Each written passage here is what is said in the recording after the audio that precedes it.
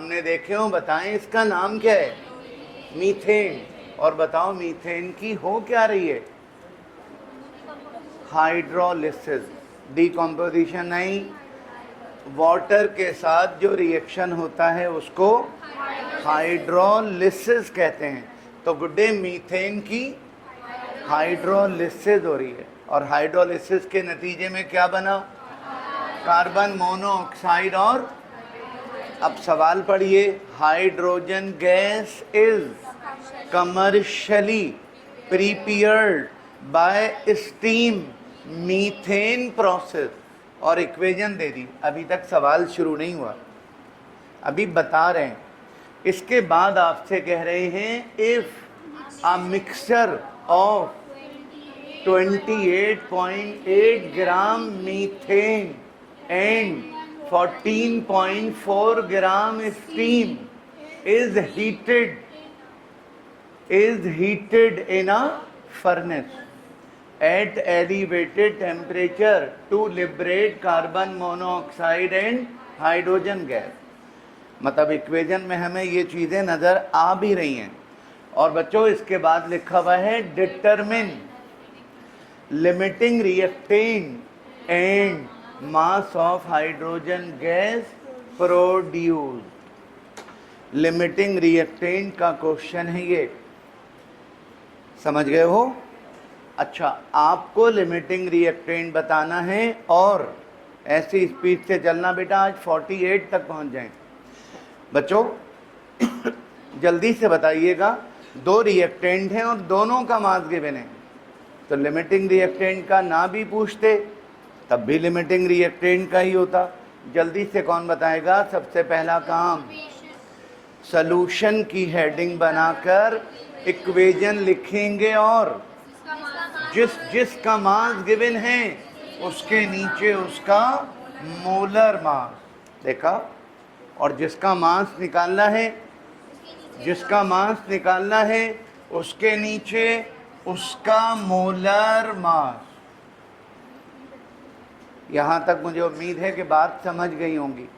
और बेटा इसके बाद जल्दी से बता दीजिए, अकॉर्डिंग टू। शाबाश, अगला जुमला कौन बोलेगा? अकॉर्डिंग हो गया, अगला जुमला कौन बोलेगा? 16 gram CH4 produce. 16 gram CH4 produce 6 gram hydrogen. शाबाश, आगे बोले, आगे बोलिए। 1 gram methane produce 6/16 gram hydrogen. Well done, शाबाश। इसके बाद देयरफॉर, जी 28.8, देयरफॉर के बाद 28.8 ग्राम CH4 प्रोड्यूस 6/16 मल्टीप्लाई बाय 28.8 ग्राम। और गुड्डे ये हमारा आंसर आ गया।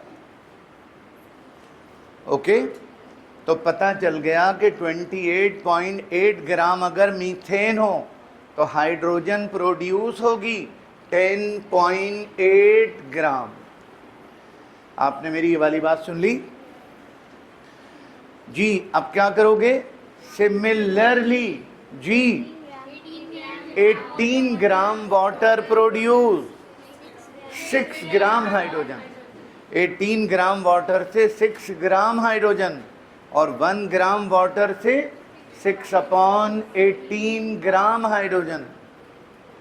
और बच्चों इसके बाद देयरफॉर, इसके बाद गुड्डे therefore 14.4 gram water produce 6/18 multiply by 14.4 answer आ गया।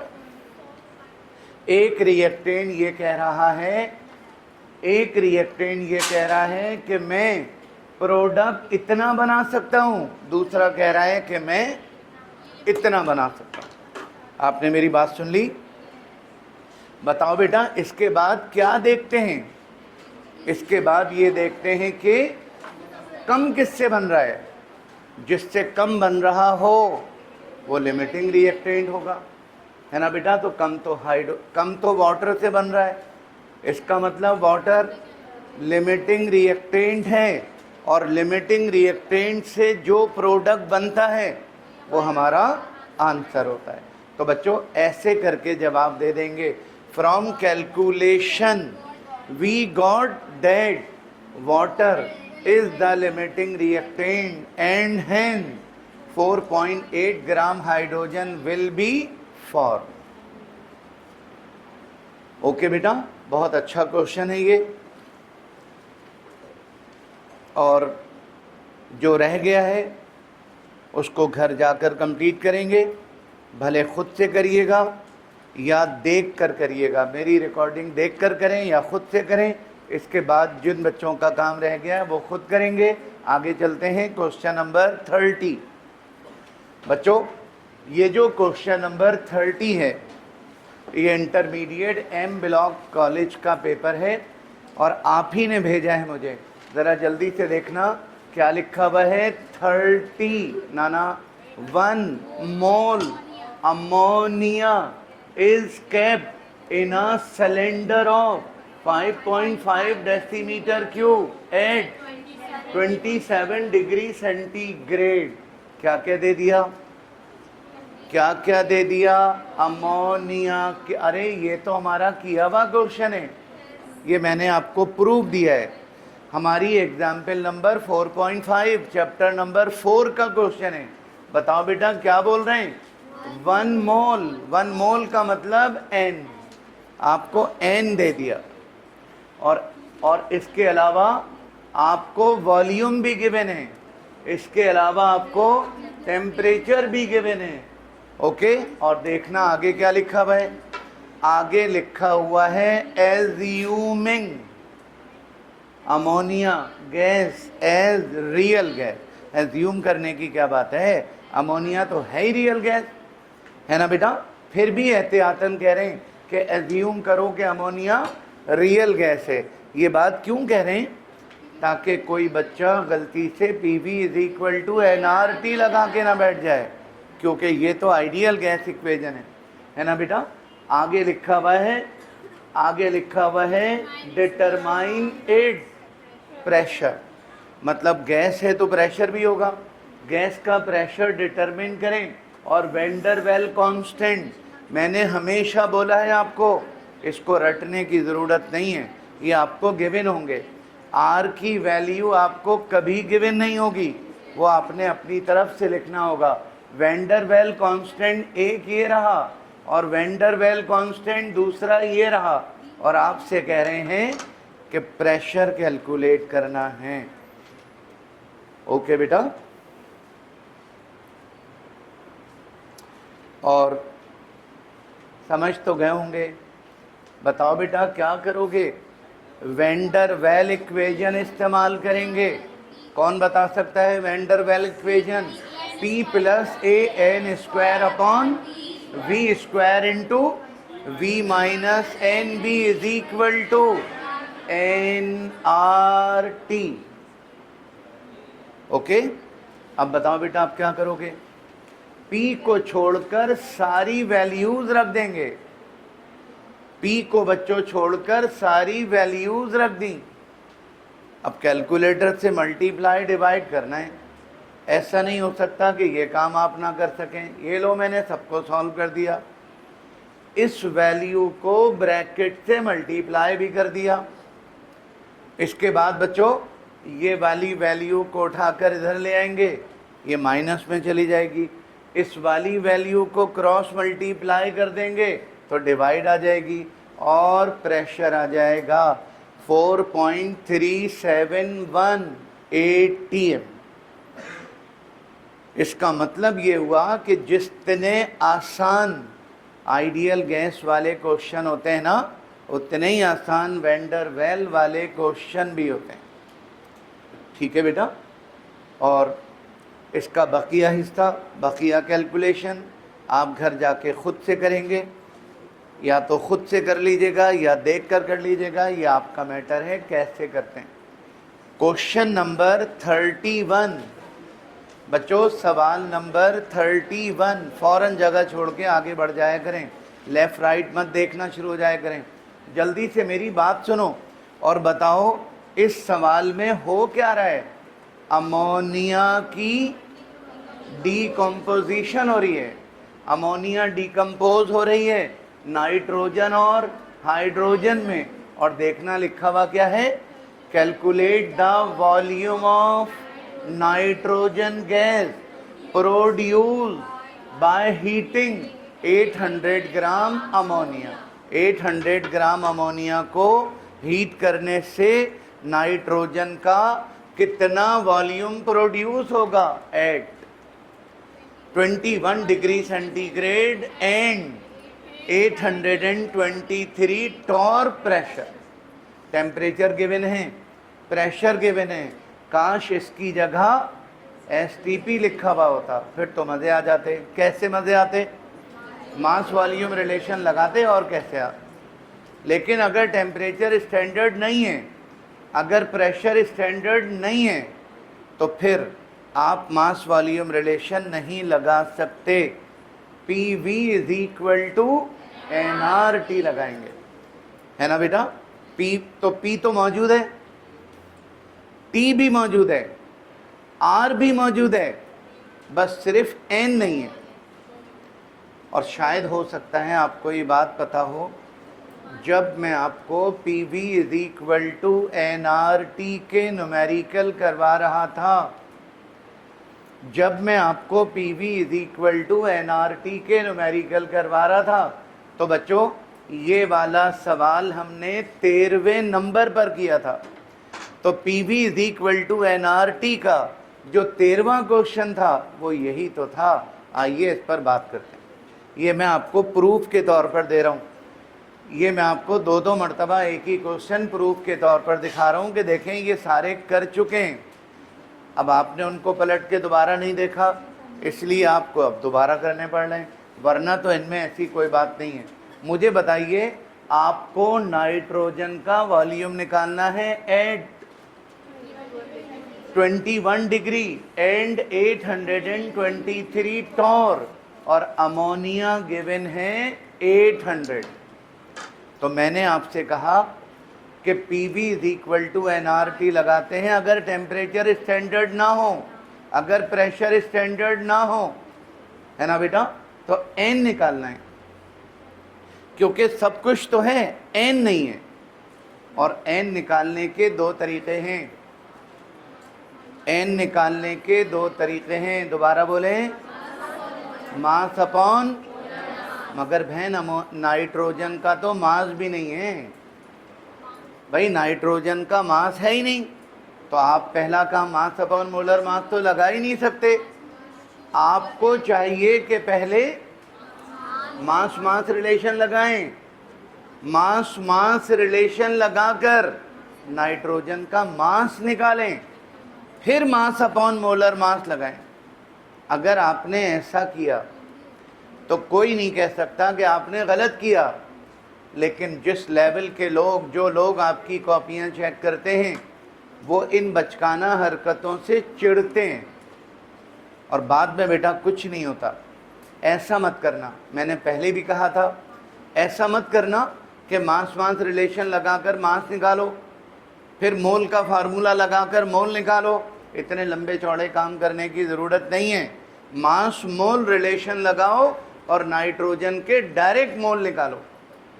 मास मोल रिलेशन लगाओ और नाइट्रोजन के डायरेक्ट मोल निकालो। बताओ गुड्डे कैसे? अमोनिया और नाइट्रोजन में मास मोल रिलेशन लगाएंगे। कैसे? जिसका मास गिवन है उसके नीचे उसका मोलर मास, और जिसके मोल निकालने हैं उसके नीचे लिख दीजिए 1 मोल, क्योंकि है भी 1 मोल। इससे ज़्यादा आसान और क्या हो सकता है? बताओ गुड्डे क्या करोगे? 34 gram ammonia produce 1 mole nitrogen, और 1 gram ammonia produce 1/34 mole nitrogen, और 800 ग्राम से मल्टीप्लाई कर दिया, लो डायरेक्ट मोल आ गए। बिला वजह उल्टे सीधे चक्करों में पड़ते। डायरेक्ट मोल निकाल लिए। और मैंने ये बात पहले भी बोली थी, मोल निकालने के बाद हेडिंग बनाएंगे डेटा। हालांकि मैं भी जानता हूँ, आप भी जानते हैं कि डेटा हमेशा शुरू में बनता है, मगर बेटा शुरू में सब कुछ अवेलेबल होता तो शुरू में ही बनाते। अधूरा होना पोना डेटा बनाने की ज़रूरत क्या है? तो पहले जो कमी थी वो कमी पूरी कर ली, एन की जगह एन लिख दिया। टेम्परेचर सवाल में दिया हुआ है, केल्विन में कन्वर्ट कर देंगे। प्रेशर सवाल में हुआ है, वो लिख दिया है ना बेटा। टेम्परेचर को केल्विन में कन्वर्ट कर दिया। चूंकि PV is equal to nRT लगाना है, इसलिए pressure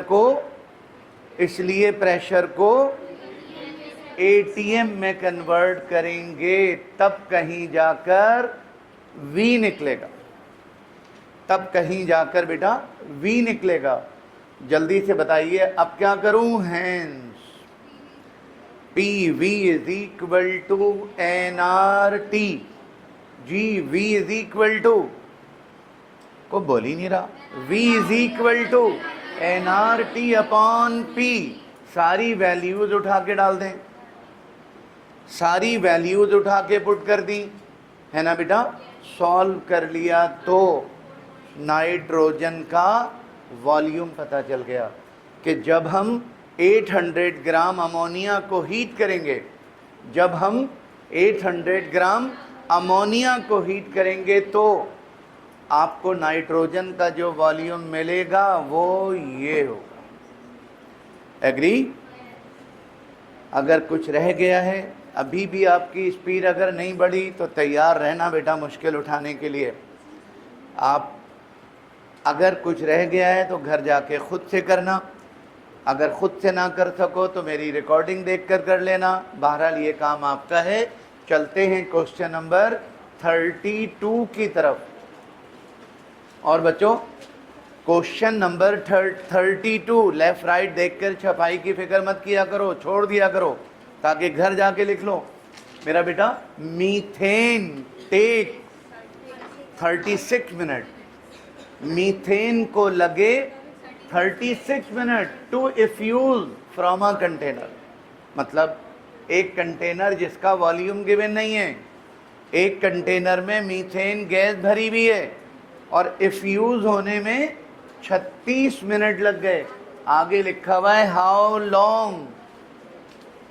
long will this gas take to effuse from the same container under same condition.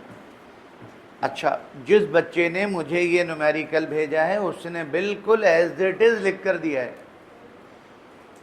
इसमें एक छोटी सी गलती है, हो सकता है टाइप करने में गलती हो गई हो सकता है कॉलेज के पेपर में ऐसा लिखा हुआ हो सकता है कॉलेज के पेपर में भी ऐसे ही लिखा हुआ हो, मगर मैंने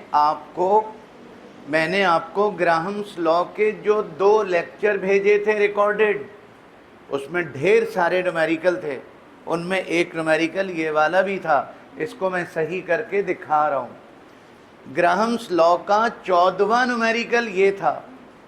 अगर आपने किया हो समझ गए होंगे, इसमें मामूली सी कमी थी, वो पूरी हो गई। क्या? CH4 take 36 minute to effuse from a container. How long will helium लिखना भूल गए। How long will helium gas take to effuse from the same container under same condition. बताओ जल्दी से क्या क्या गिवन है, जल्दी से मुझे जवाब दीजिए क्या क्या गिवन है। मेरा बेटा CH4 गैस का टाइम ऑफ इफ्यूजन गिवन है, मीथेन का टाइम ऑफ इफ्यूजन गिवन है, और हीलियम का टाइम ऑफ इफ्यूजन पूछ रहे हैं। बस, इसके अलावा तो कुछ है ही नहीं। ना टेम्परेचर है, ना प्रेशर है, ना वॉल्यूम है, इसके अलावा कुछ है ही नहीं। कि आपको हीलियम का टाइम ऑफ इफ्यूजन मालूम करना है। अब ज़रा जल्दी से बता दीजिए क्या करूं? अरे इफ्यूजन का लॉ लगाएंगे। इफ्यूजन का लॉ लगाएंगे। इफ्यूजन का लॉ लगा के दिखाओ जरा जल्दी से। RHE upon RCH4 is equal to under root MCH4 upon under root MHE, है ना बेटा? मगर फार्मूले में जो कुछ लिखा हुआ है वो तो गिवन ही नहीं है। कोई बात नहीं, जोर से बोलिए। ये कह रही हैं R को ब्रेक करेंगे, और R को ब्रेक कैसे करोगे? V अपॉन THE और V अपॉन TCH4। क्यों भाई VHE VCH4 क्यों नहीं बोल रहे? क्योंकि कंटेनर एक है। जब कंटेनर एक है तो दोनों का वॉल्यूम भी एक होगा ना। तो मैंने क्या करा, इसको ब्रेक कर दिया V upon THE, V upon TCH4। और बेटा जल्दी से एक बात बता दीजिए, ऐसा नहीं हो सकता कि आप ये ना समझे हों कि V से V कैंसिल,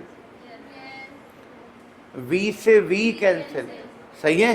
अगर V से V कैंसिल हो गया तो ऊपर बचा 1 अपॉन THE, 1 अपॉन TCH4, समझ गए? 1 अपॉन TCH4 को रेसिप्रोकल करेंगे, उल्टा हो जाएगा, तो TCH4 upon THE, TCH4 upon THE। बताओ बेटा, TCH4 तो सवाल में गिवन है, ओके? और मोलर मास दोनों का पूरी दुनिया के बच्चे को पता है, मोलर मास कभी भी गिवन नहीं होता। बताओ बेटा, 4 1 जा 4, 4 4 जा 16, रूट के अंदर ही कैंसिल कर दिया। अब क्या करें? क्रॉस मल्टीप्लाई कर लीजिए। THE को उधर ले जाओ, अंडर रूट 4 को नीचे ले आओ। समझ तो गए होंगे। 4 का रूट 2, 36 अपॉन 2 का मतलब 18 मिनट, क्योंकि वो भी मिनट में था, ये भी मिनट में आ गया। सेकंड में कन्वर्ट करने की ज़रूरत पहले भी नहीं थी, अभी भी नहीं है। और आपने देखा कि CH4 को इफ्यूज़ होने में टाइम ज़्यादा लगा और हीलियम को इफ्यूज़ होने में टाइम कम लगा, है ना बेटा? जो लाइटर गैसेस होती हैं वो डिफ्यूज़ भी जल्दी होती हैं, इफ्यूज़ भी जल्दी होती हैं। तो इसका मतलब हीलियम लाइटर है, मोलर मास इसका सिर्फ 4 है, तो लाइटर होने की वजह से ये इफ्यूज़ जल्दी हो गई। 36 मिनट लगे थे मीथेन को, 18 मिनट लगे हीलियम।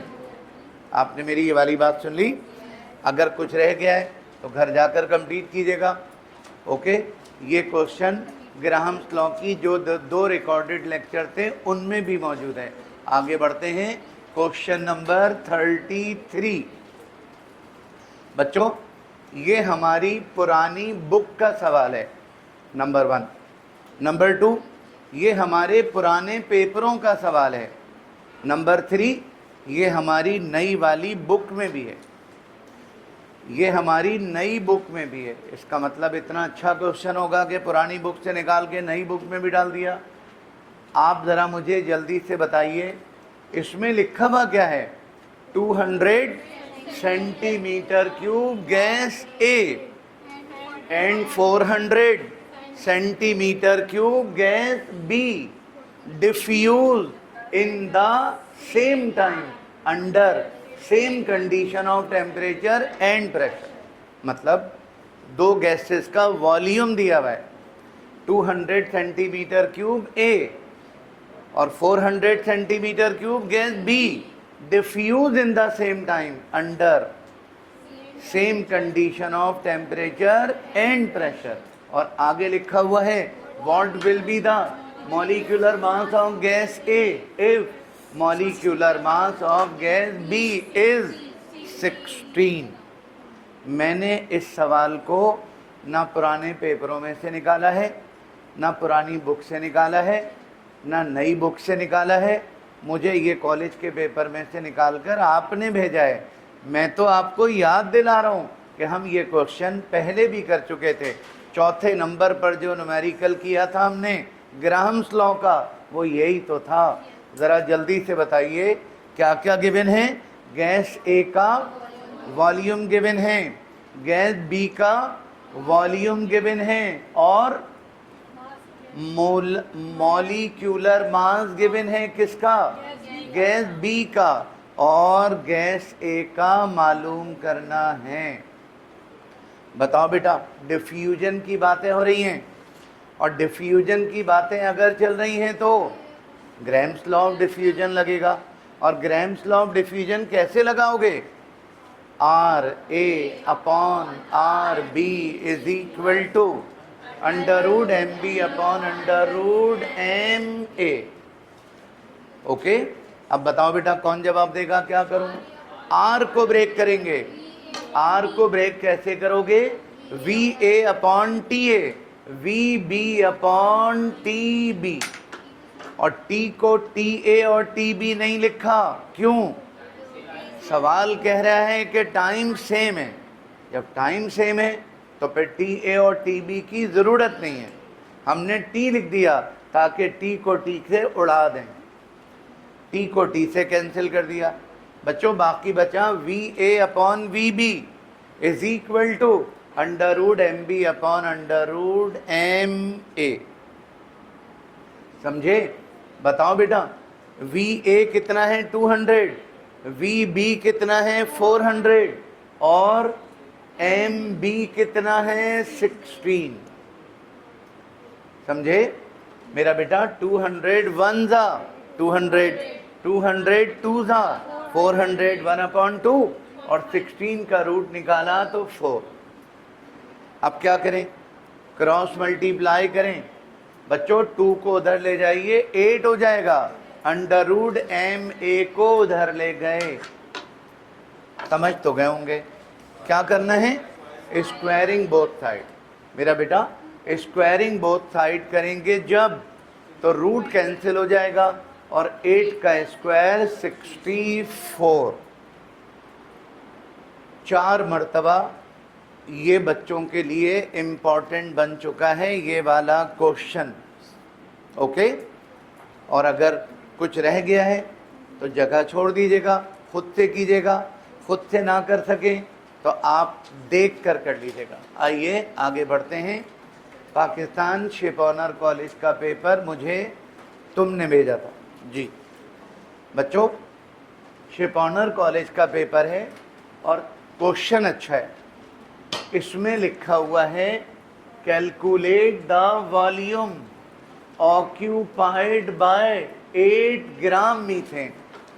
क्या दिया भाई, मीथेन का मास कितना, 8 ग्राम। आप इसको मोल बना पाओगे कैसे, मास अपॉन मोलर मास। मास कितना है 8, और मीथेन का मोलर मास 16, तो इसका मतलब ये हुआ कि मोल बन जाएगा। अच्छा, टेम्परेचर भी गिवन है तो केल्विन हो जाएगा, प्रेशर भी गिवन है तो एटीएम हो जाएगा, है ना बेटा। और क्या निकालने को कह रहे हैं, वॉल्यूम। ये वाला सवाल जब हम PV is equal to NRT के न्यूमेरिकल कर रहे थे तो बुक का पेज नंबर 103 था, और सेम यही क्वेश्चन है जो मैंने आपको PV is equal to NRT book का दूसरे नंबर पे करवाया था। आपको प्रूफ दे रहा हूँ जी, बताइए जल्दी से। आपको मीथेन का मास गिवन है, इसको मोल बना देंगे। टेम्परेचर गिवन था, केल्विन कर दिया। प्रेशर को ATM बनाकर वॉल्यूम निकाल लेंगे, है ना बेटा। डेटा बता रहा है कि PV is equal to NRT लगनी है। PV is equal to NRT लगाओगे तो आपको पहले मोल बनाने पड़ेंगे, मोलर मास से डिवाइड कर दिया। प्रेशर को ATM करना पड़ेगा, वो भी कर दिया। ये सारे काम आपको करना आते हैं। और जल्दी से बताइए PV is equal to NRT। अब क्या करूं, बेटा, V is equal to NRT upon P। N की जगह N, R की जगह R, T की जगह T। और v की जगह v रखकर सॉल्व कर लेंगे। जब सॉल्व करेंगे तो आंसर आएगा 11.68 डेसीमीटर क्यूब। पहले जब हमने किया था तब भी यही आंसर आया था। पहले हमने अपनी बुक से लिया था, अब हमने शिपॉनर कॉलेज के पेपर से उठाया है। और मुझे उम्मीद है आसान सा क्वेश्चन था, कुछ भी तो नहीं था इसमें पूछने का। ओके, या तो घर जाकर कंप्लीट करना देखकर या खुद से। ये बहुत अच्छा क्वेश्चन है, ये भी शिपॉनर कॉलेज के पेपर का क्वेश्चन है और बहुत ही अच्छा है। बच्चों आप अगर गौर करो तो इसमें लिखा हुआ है calculate wave number. Wave number, wave number मतलब, वेव नंबर मतलब number of wave, number of wave पर यूनिट लेंथ। यूनिट लंबाई में बनने वाली वेव को कहते हैं वेव नंबर। आपने वेव नंबर कैलकुलेट करना है ऑफ फोटॉन। फोटॉन मतलब रोशनी। फोटॉन का वेव नंबर कैलकुलेट करना है कब? When electron of hydrogen atom jump from 5th orbit to 3rd orbit. चौथे ऑर्बिट का इलेक्ट्रॉन पांचवें ऑर्बिट का इलेक्ट्रॉन तीसरे ऑर्बिट में जंप करेगा तो डेफिनेटली एनर्जी निकलेगी। एनर्जी निकलेगी क्वांटा, फोटॉन की फॉर्म में निकलेगी, उसका वेव नंबर निकालना। और मैंने आपसे पहले भी कहा था कि जो बड़ा ऑर्बिट होता है ना वो n2 होता है, जो छोटा ऑर्बिट होता है वो n1 होता है। तो जल्दी से बता दीजिए, आपको ये दिया हुआ है n2 और ये दिया हुआ है n1। और वेव नंबर कैलकुलेट करने के लिए रिडबर्ग कांस्टेंट चाहिए होता है। और रिडबर्ग कांस्टेंट मैंने पहले भी कहा था, कभी गिवन होता है और कभी नहीं होता। उसकी वैल्यू आपको रटी भी होनी चाहिए। Into 10⁻⁷ into 10⁻⁷ inverse metre 109678। 109, जी बिल्कुल सही बोल रही हैं आप, 109678 इनवर्स सेंटीमीटर। ये कभी गिवन होती है और कभी गिवन नहीं होती, तो आपको रटना पड़ेगी। और निकालना क्या है? Wave number. और इतना तो सभी को पता होगा कि वेव नंबर का सिंबल न्यू बार। ऐसे टेढ़ा मेढ़ा न्यू बनाएंगे और बार लगा देंगे उसके ऊपर। सही है बेटा? और बताओ कौन से टॉपिक का सवाल है ये? हाइड्रोजन स्पेक्ट्रम का क्वेश्चन है। हाइड्रोजन स्पेक्ट्रम का क्वेश्चन है। बताओ, ये वाली इक्वेशन लगाएंगे, nu bar is equal to R H into 1/n1² minus 1/n2²। है ना बेटा? अब जल्दी बताओ क्या करूं? कुछ भी तो नहीं, सारी वैल्यूज रखनी है। ये लो, n1 की जगह 3, n2 की जगह 5 और RH की जगह RH की वैल्यू। बच्चों 3 का स्क्वायर हो गया 9, 5 का स्क्वायर हो गया 25। और शायद हो सकता है किसी बच्चे को पता हो कि 9 और 25 का LCM लेंगे। और LCM हम बचपन में ऐसे लिया करते थे, 9 और 25 का LCM निकालेंगे तो 3 3 ज़ा 9 और बेटा 3 1 ज़ा 3 और बच्चों 5 5 ज़ा 25 और 5 1 ज़ा 5। समझ तो गए होंगे। 3 3 ज़ा 9, 9 5 ज़ा 35, 35 5 ज़ा 225। तो एलसीएम आ गया 225। मेरा बेटा एलसीएम आ गया 225। अब जल्दी से बताओ क्या करेंगे, 225 को डिवाइड करेंगे 9 से तो 25 आ जाएगा। 25 को 1 से मल्टीप्लाई कर देंगे, फिर क्या करेंगे, 225 को 25 से डिवाइड करेंगे तो 9 आएगा। 9 को मल्टीप्लाई कर देंगे 1 से तो 9 आ जाएगा। अल्लाह ना करे ऐसा नहीं हो सकता कि 6-7 क्लास का ये काम आपको याद ना हो। बच्चों 25 में से 9 माइनस करेंगे तो 16/25। और अब तो मेरा और आपका दोनों का काम ख़त्म हो गया। अब तो बेटा कैलकुलेटर का काम रह गया। कैलकुलेटर से सॉल्व करेंगे जब, तो आंसर आएगा 7,79,932.44 इनवर्स मीटर। कौन बता सकता है इसका मतलब क्या है? इसका मतलब है इलेक्ट्रॉन जंप करेगा जब 5वें ऑर्बिट से तीसरे ऑर्बिट में, तो जो एनर्जी निकलेगी वेव की फॉर्म में। उस वेव 1 मीटर में, 1 मीटर, और 1 मीटर इतना होगा, 1 मीटर में क्या होगा, 7,79,932.44 वेव बनेगी।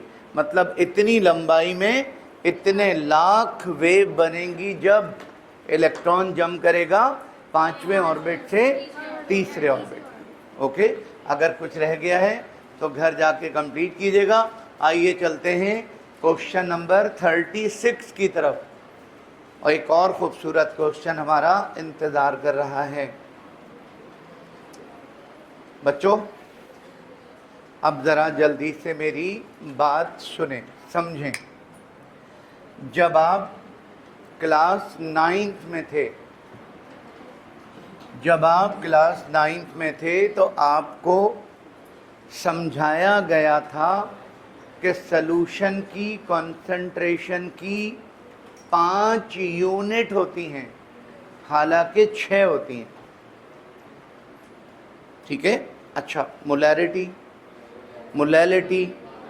Normality, formality, mole fraction, percentage, ये 6 यूनिट होती हैं। ये 6 बच्चों यूनिट होती हैं। उनमें से एक यूनिट थी परसेंटेज, और आपको 9th क्लास में बताया गया था कि परसेंटेज 4 किस्म की होती हैं, W/W, W/V, V/W, V/V।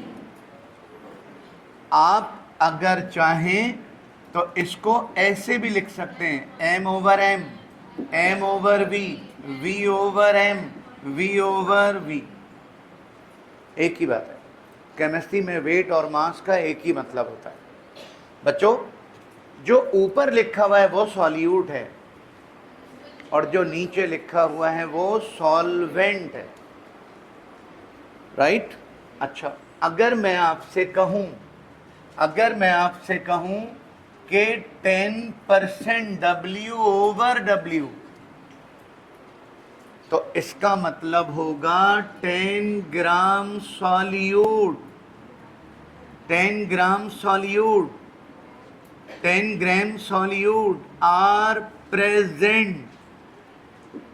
Present in 90 gram solvent to make 100 gram solution. इसका मतलब ये होगा। और अगर मैं आपसे कहूं कि 60% W/W का मतलब क्या होगा, 60 gram solute are present in 40 gram solvent to make 100 gram solution. ये तो बड़े आराम से पता चल जाता है।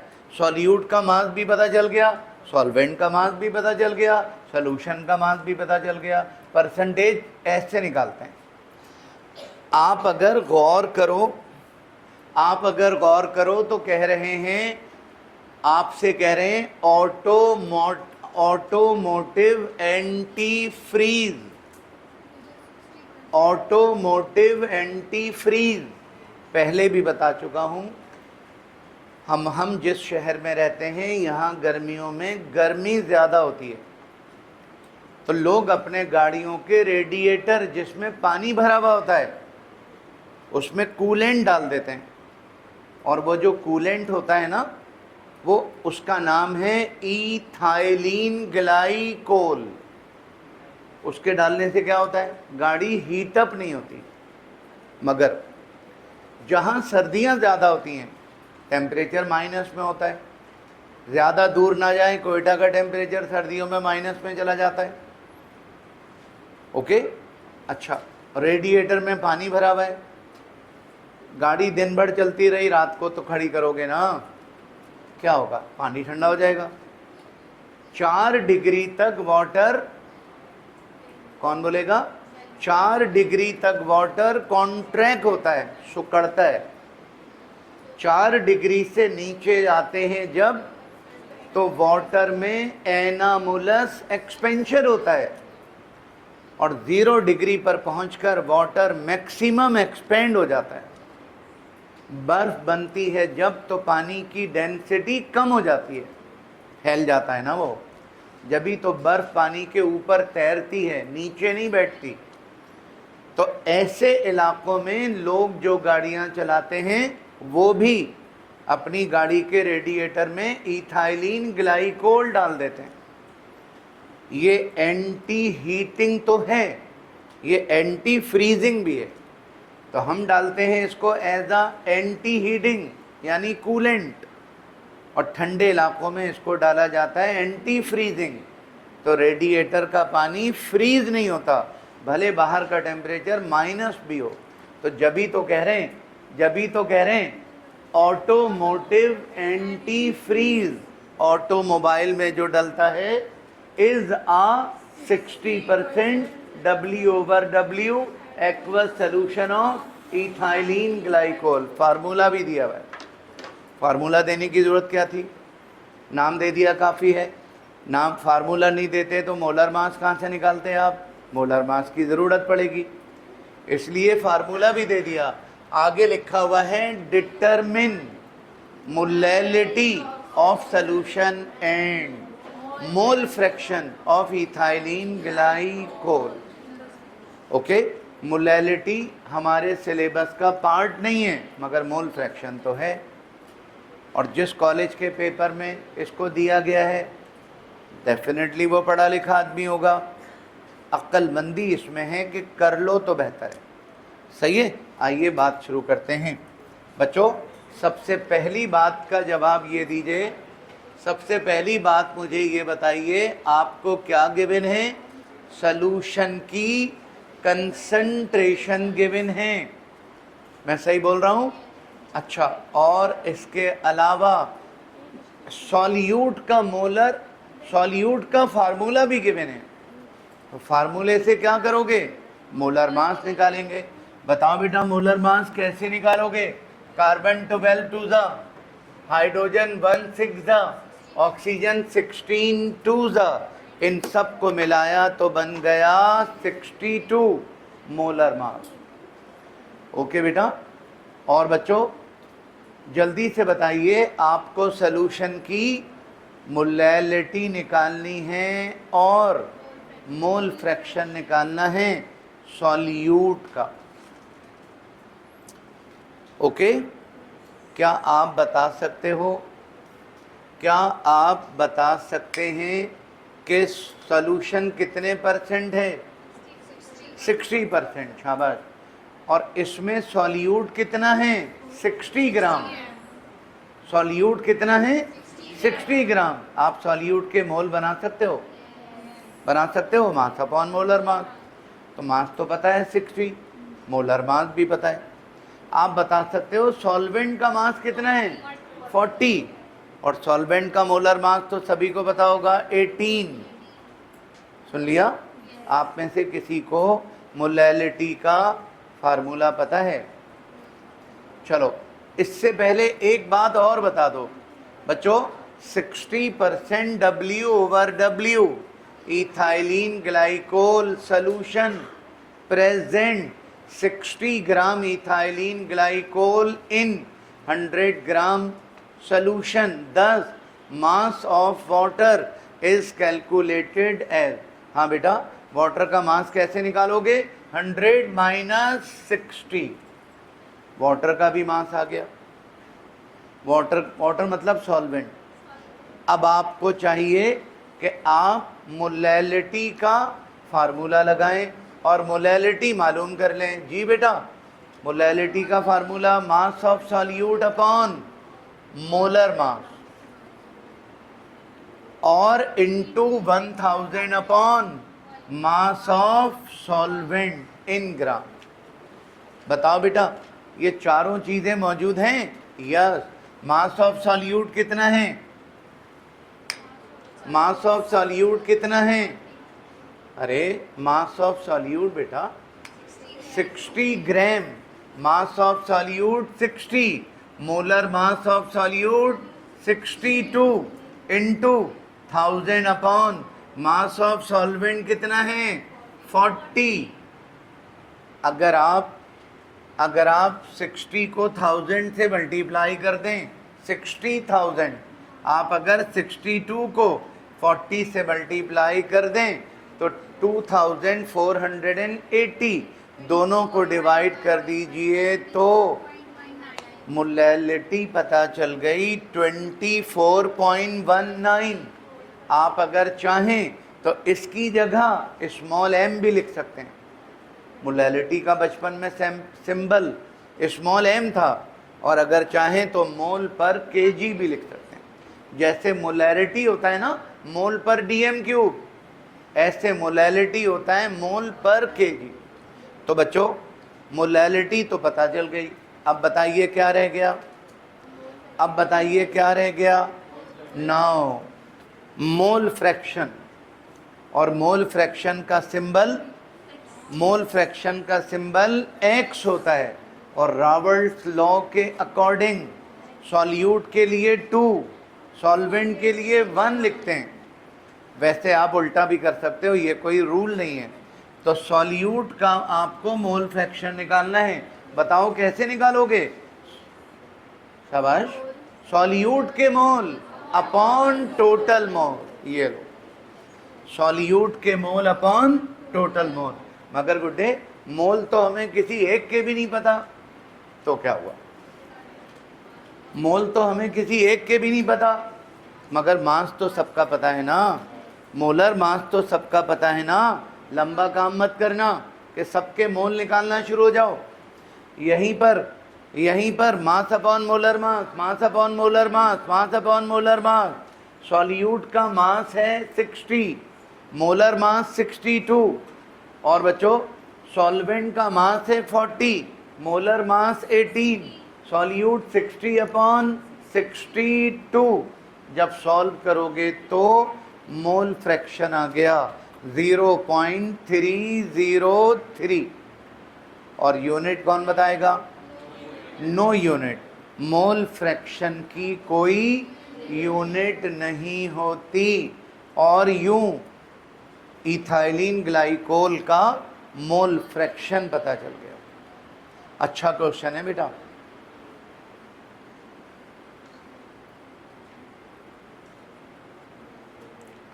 आप इसको घर जाकर खुद से कीजिएगा, और खुद से ना कर पाएं तो फिर देख कर लीजिएगा, मगर कर लीजिएगा।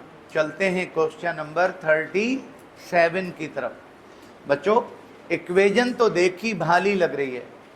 प्लीज जवाब दो। इक्वेशन तो हमारी जान पहचान की लग रही है। हाइड्रोजन प्लस आयोडीन और बन गया हाइड्रोजन आयोडाइड।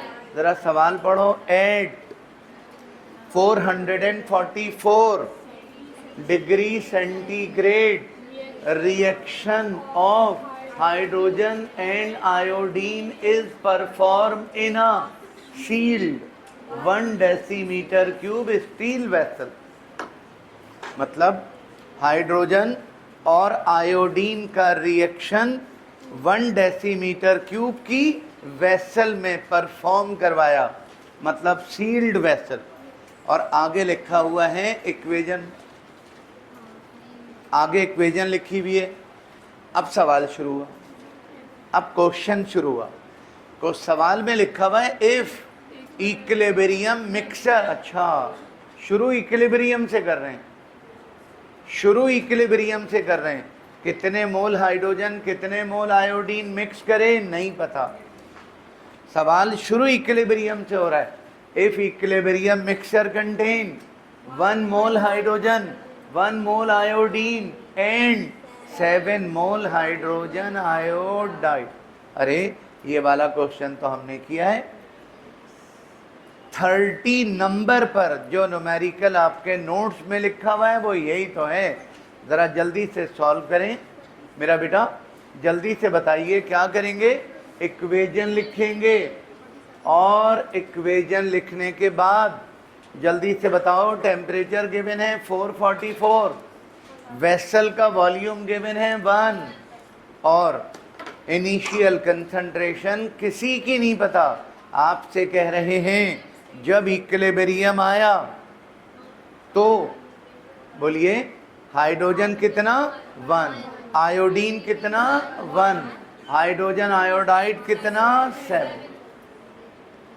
आपने मेरी वाली बात सुन ली, जल्दी से बताइए। इक्विलिब्रियम कंसंट्रेशन है ये, आपसे कह रहे हैं कैलकुलेट करो केसी।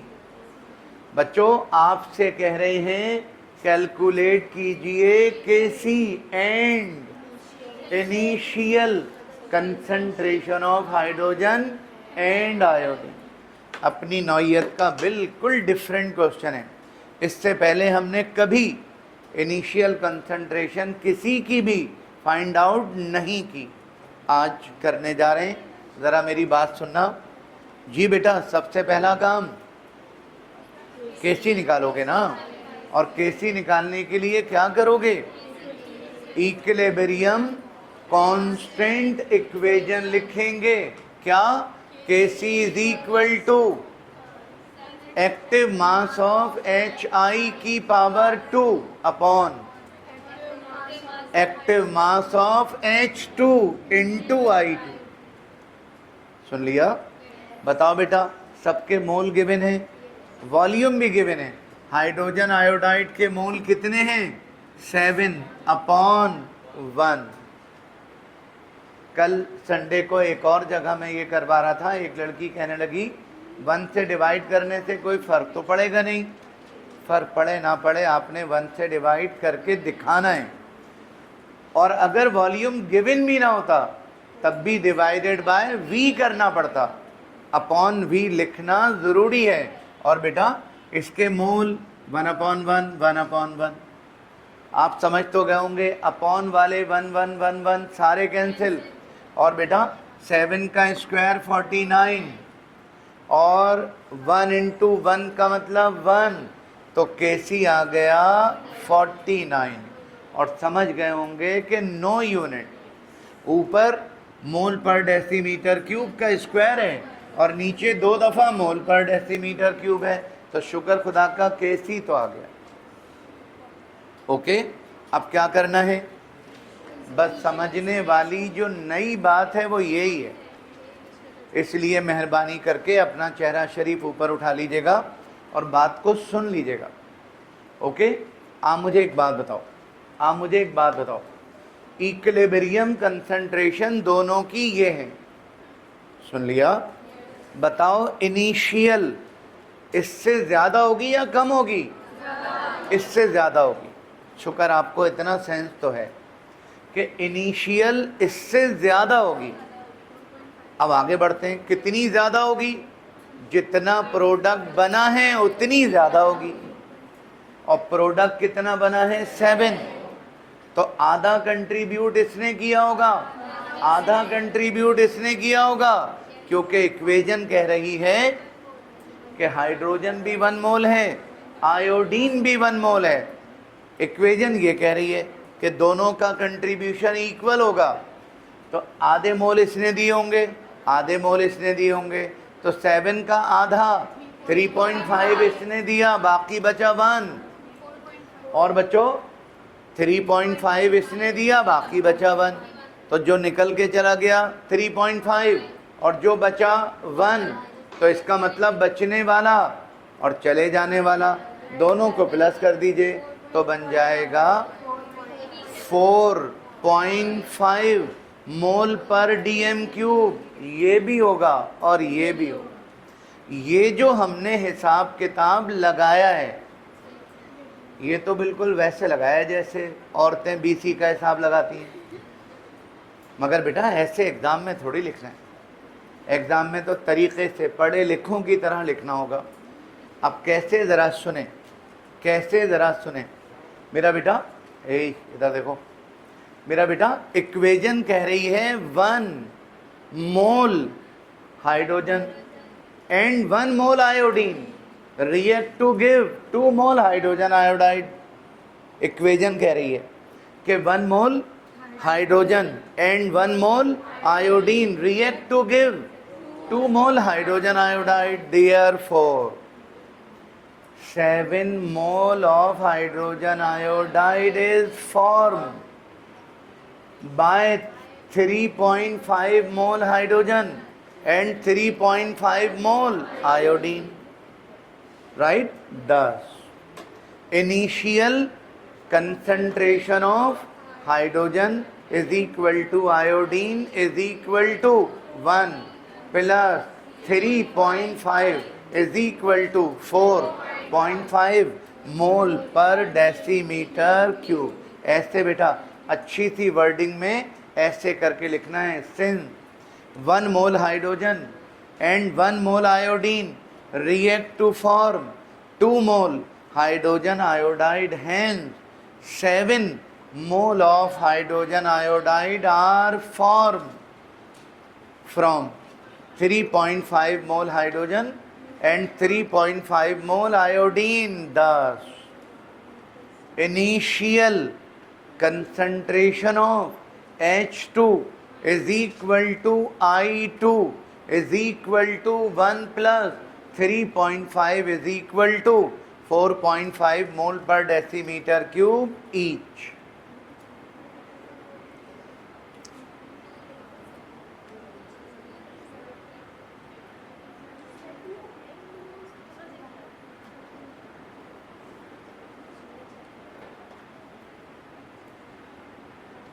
ओके बेटा, तो जो बाकी रह गया है इसको घर जाके खुद